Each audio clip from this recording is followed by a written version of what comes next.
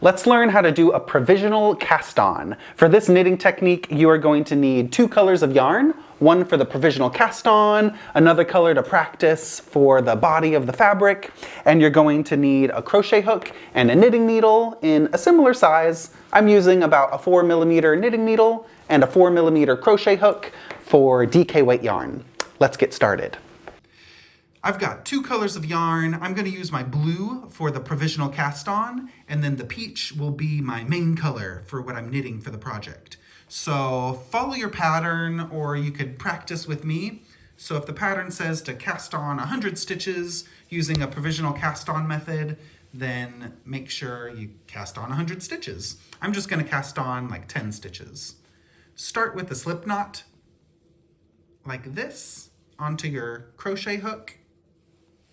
And then take your knitting needle and have the tip pointing to the right. And we have that short tail of yarn. We're not going to do anything with that. And then take the long tail of yarn behind the knitting needle, like this. So we've got the slip knot. Place the needle on top of your long tail of yarn connected to your yarn ball. And we're just going to wrap the yarn around and pull it through. And then make sure you take that yarn behind the needle to do it again.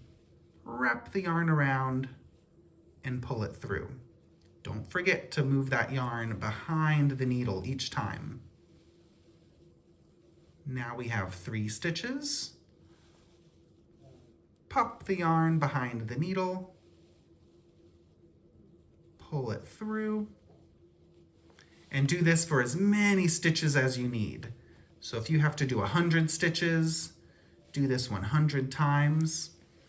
If you hold the yarn in your right hand, you can just wrap the yarn around the hook like you do for a knit stitch. Pull it through, and then make sure that the yarn is behind the needle. Make sure it doesn't go on top of the needle. Behind the needle, wrap it around the hook to pull it through. Whoopsies. I'm not used to English style knitting anymore. Wrap it around, and there we go. Pull it through. And then place the yarn in the back each time.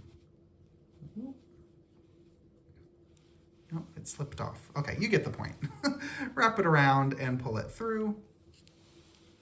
The yarn is in the back. Wrap it around the hook and pull it through. Make sure you're not doing this too tight or too loose. The stitches are sliding on the needle. They're not too loose or too tight. The tension doesn't matter too much for this very first cast on. You can do your normal tension with your knitting needle once you start knitting. But for the cast on, just make sure that it's not too tight. And again, I'm using the same size crochet hook as my knitting needle.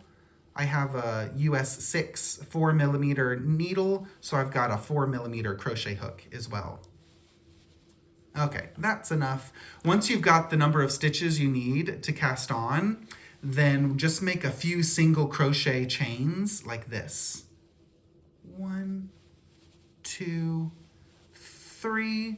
So those are just making some little chains to so that you don't have a loop too close to your knitting. So make sure you have the number of stitches on your needle.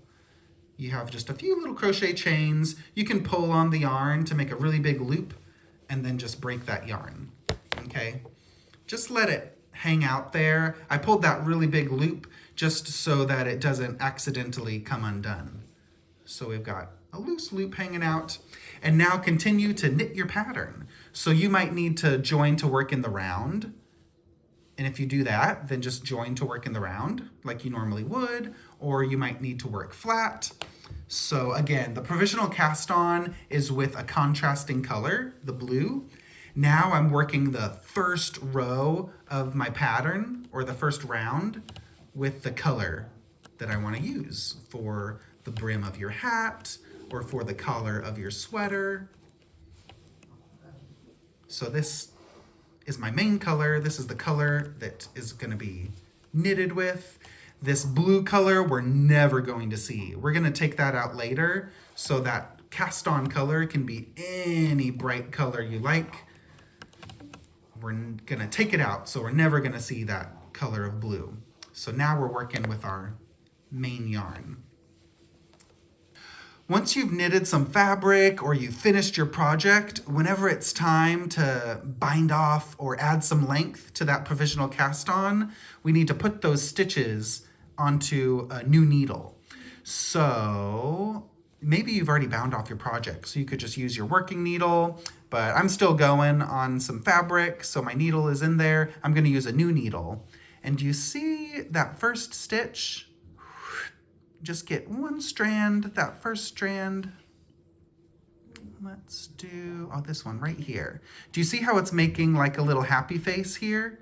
It's making like a U shape right there. I'm gonna get that right strand of yarn.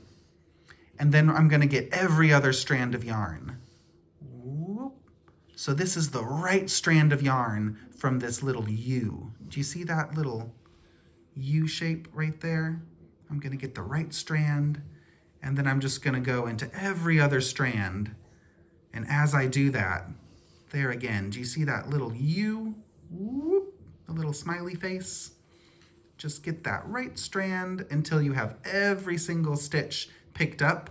If it's hard for you to see or hard for you to pick up those stitches, depending on your tension, then maybe use an even smaller needle, like even 2 or 3 sizes smaller than your working needle, just for picking up these stitches, and that will make it a lot easier.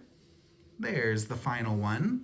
So I have all of that base, that first row of stitches are on my needle, and then you can take that provisional cast on and just pull on the tail, and then the chain is gonna start to unravel. And look at that.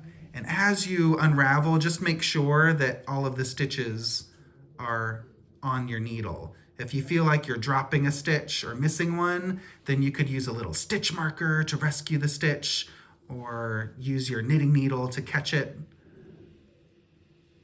Well, look at that magic. It just comes all the way out.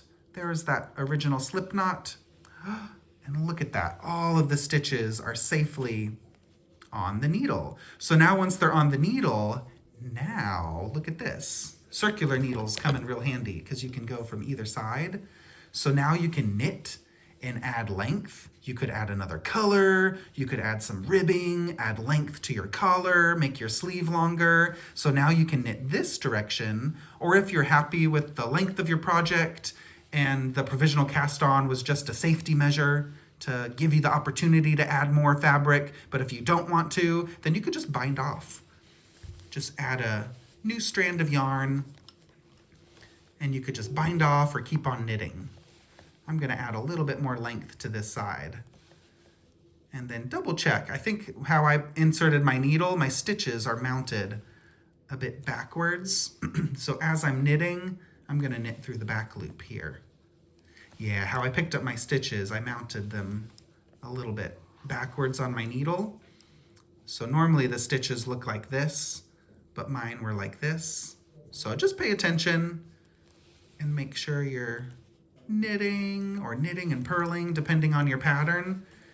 And then you can just keep on going and customize the length and go in the other direction for your project. How cool is that? Provisional cast on.